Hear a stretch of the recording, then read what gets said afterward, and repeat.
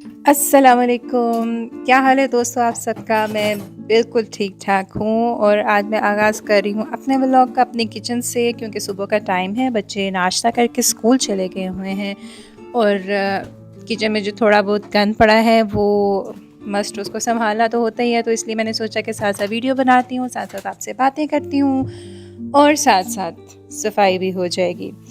तो मेरा आज का दिन जो था जी वो घर से सफाई से शुरू हुआ और उसके बाद मैंने आज बनाए पाए क्योंकि काफ़ी अरसा हो गया था मैंने पाए नहीं बनाए थे।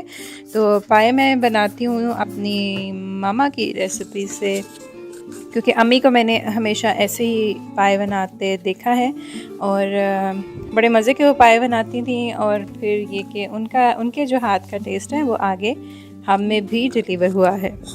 और पाए बनाने की कोई रॉकेट साइंस नहीं है कि कोई इसका बहुत ही कोई अनोखा तरीका है, बस आपने इसको पानी डाल के इसमें सारी चीज़ें डाल के मसाले डाल के नमक मिर्च वगैरह डाल के तो इसको प्रेशर देना है।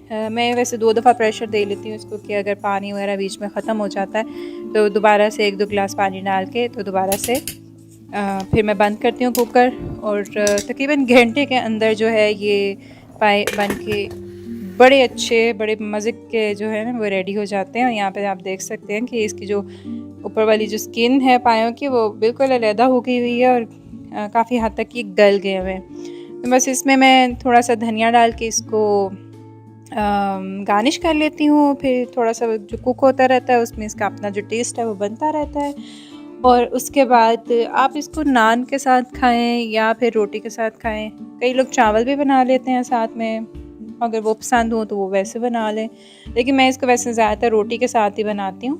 तो मेरा जो छोटा बेटा है वो फिर चीखता है कि मामा इससे तो हाथ जुड़ते हैं, मैंने नहीं ये खाना, ये क्यों आपने बनाया है? तो काश कि मैं उसकी ये बातें आपको सुनवा सकती कि वो इसके बारे में क्या कहता है।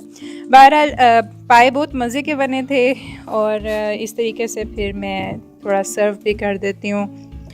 तो अच्छा लगता है ना, थोड़ी आपकी प्रेजेंटेशन जो है वो अच्छी होनी चाहिए तो फिर खाना खाने में भी मज़ा आता है। अच्छा जी, अभी तो वैसे दोपहर के खाने में काफ़ी टाइम था लेकिन मेरी एक अपॉइंटमेंट थी डॉक्टर के पास, तो मैं उसके लिए घर से निकल गई हूँ और मौसम आज का ना ज़्यादा गर्मी है ना ज़्यादा ठंड है, बल्कि गर्मियों का मौसम है, ठंड कहाँ से होगी। तो बाहर एक नॉर्मल सा मौसम यहाँ पे था आज और फिर मैंने सोचा कि थोड़ा सा व्यू आपको भी दिखा दूँ और मैं पहुँची डॉक्टर के पास क्योंकि मेरे हाथ में लेफ़्ट हैंड में जो छोटी फिंगर है उसका थोड़ा सा फ्रैक्चर हो गया था उसके जॉइंट में। तो फिर इसलिए मुझे फिर डॉक्टर के पास मस्ट जाना था क्योंकि जॉइंट्स की जो प्रॉब्लम है यहाँ पे ठंडे मुल्कों में रहते हुए अगर आप उसको फ़ौरी कवर ना करें या फिर उसको इग्नोर कर देते हैं तो आपको बाद में बहुत प्रॉब्लम होती है उसकी। तो इसलिए कभी अगर आप में से भी किसी को चोट लगती है या जॉइंट का कोई मसला हो जाता है तो प्लीज़ ज़रूर डॉक्टर के पास जाया करें क्योंकि ये जो दर्द हैं बाद में निकलें तो बहुत प्रॉब्लम करती हैं और फिर उस वक़्त आपके पास कोई चारा नहीं होता, बहुत देर हो चुकी होती है।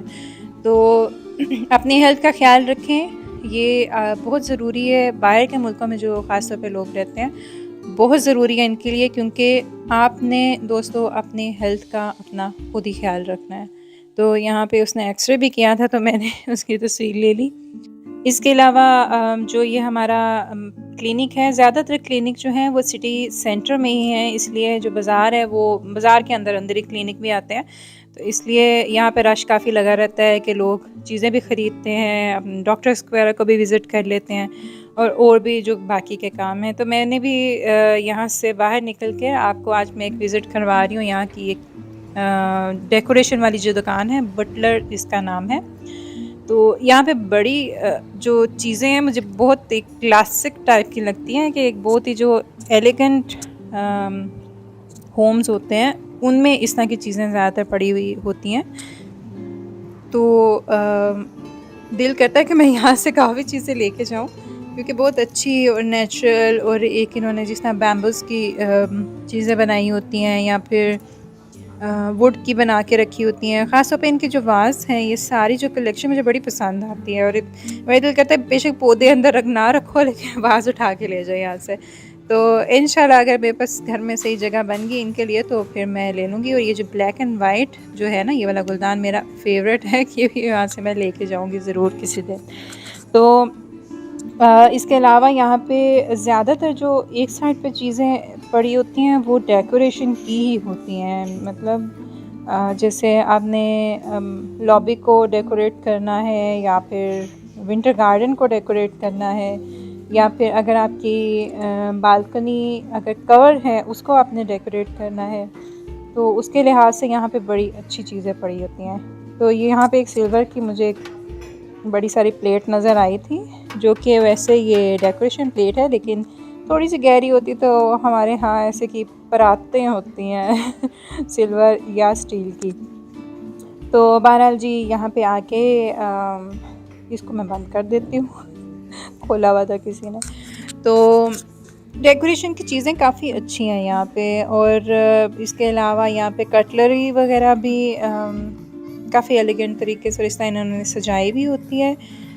और कई दफ़ा आप वैसे इस तरह के मार्केट्स में अंदर आए ना, तो आपने कुछ ना भी लेना हो, लेकिन इस तरह की जो डेकोरेशन वगैरह होती है ना, वो मज़े की लग रही होती हैं। लेकिन कई दफ़ा मुझे ऐसा लगता है कि बहुत ज़्यादा ही इन्होंने फ़िल कर दिया, लेकिन उन्होंने बहरहाल डिस्प्ले करनी होती हैं। और ये तो मुझे लगता है किसी गार्ड से इन्होंने उठा कर लेकर आए हुए हैं, लेकिन चलें कोई नहीं। और इस साइड पे पड़े हैं जी बर्तन। बर्तन भी ये सारे सेरामिक के हैं। और लेकिन बर्तनों की अगर मैं यहाँ बुटलर्स के जो बर्तन उनकी बात करूँ, तो इनकी जो वो थिकनेस है वो काफ़ी होती है, जो शायद मेरे टेस्ट के मुताबिक नहीं है। कि मुझे जो मोटे बर्तन होते हैं वो इतने पसंद नहीं आते। तो इसलिए फिर मैंने अव्वल यहाँ से कभी कोई डिनर या फिर इस तरह का कॉफ़ी सेट लिया तो नहीं है कभी, क्योंकि एक बहुत ही मोटे मोटे टाइप के बर्तन होते हैं, मुझे पसंद नहीं आते। ये छतरी जो है बड़ी अच्छी लग रही थी, और ये भी बालकनी के लिए होगी, और मस्ट ये गार्डन में रखने वाली है। और जिनके गार्डन है वो रखें, बड़ा अच्छी लगती होगी उनके पास। और यहाँ पे ये पड़ी हुई हैं जी सेंट कैंडल्स, और जो रूम स्प्रेस वगैरह और रूम के लिए जो भी फ्रेगनेंस होती हैं वो वाली। तो इस तरह की कलेक्शन यहाँ बुटलर्स में आपको काफ़ी मिल जाएगी। इसके अलावा यहाँ पे आगे है बाथरूम की चीज़ें, बाथरूम में रखने वाली। और तौलिए वगैरह, तौलिए भी लिखा होता है कि यहाँ पे कॉटन के हैं, लेकिन मुझे इतनी 100% कॉटन नहीं लगती। ये एक और आगे टेबल है जी, और इसकी भी डेकोरेशन इन्होंने ये देखें किस तरह की हुई है। और ये जो ऊपर ये छोटी सी देगची सी पड़ी हुई है, छोटा सा, ये काफ़ी अच्छी लग रही थी। लेकिन ये वो गूस साइज़ इनकी है, जो बिल्कुल वो मुझे मोटे वाला होता है ना आयरन, उसकी बनी हुई है। और इस तरह का एक मैं बहुत पहले यहाँ से लेके गई थी वाइट कलर में, ये मुझे इतना बड़ा पसंद आया था, तो मैंने फिर चटनी शटनी डालने के लिए इस तरह कुछ ले लिया था। और यहाँ पे जो मेन चीज़ मुझे पसंद आती है ना, ये वाइट वाले डिब्बे ढक्कन के साथ, क्योंकि इन पे एक तो चीज़ नाम लिखा होता है, और फिर ये कि ऐसे की जो चीज़ें हैं ना, ऐसे के जो डिब्बे हैं वो किचन में पड़े हुए बड़े प्यारे लगते हैं। तो मैंने कुछ लिए भी थे, लेकिन उस पर नाम नहीं लिखा हुआ था, तो मैंने सोचा था कि मैं खुद कस्टमाइज़ करके तो वो नाम उस पर लिख लूँगी, थोड़ा सस्ता हो जाएगा। तो क्रिएटिव होने का थोड़ा सा ये भी फ़ायदा आपको हो जाता है कि आप खुद जो है अपना डिज़ाइन या फिर अपनी जो विश के मुताबिक लिख सकते हैं। तो ये हो गया इसका ये वाला इधर डिब्बों वाला सेगमेंट जो किचन का है। और इसके आगे यहाँ पे मैं आपको दिखाती हूँ कि ये वाला जो एक कॉर्नर है, इन्होंने जो पूरी मार्केट में जो चीज़ें इनकी नहीं बिकती ना, उनको ये सेल पे लगा देते हैं। लेकिन जिसको चाहिए होती है वो सेल में से भी अपनी चीज़ें उठा के ले जाता है, अपने मतलब की चीज़ें। तो इसलिए मैंने भी यहाँ पे कोशिश की थी कि मुझे कोई मिले, लेकिन इतनी कोई ख़ास चीज़ें नहीं थी। और ये इन्होंने यहाँ पे एक गार्डन का सोफ़ा भी रखा हुआ है, और गार्डन में पड़े हुए तो बहरहाल अच्छे ही लगते हैं। और इसके अलावा यहाँ पे पीछे कुछ स्टील की चीज़ें हैं, कुछ जिस तरह कॉफ़ी सेट वगैरह, या फिर टी पार्टी, या फिर टी से रिलेटेड जो भी चीज़ें यहाँ पे पड़ी होती हैं।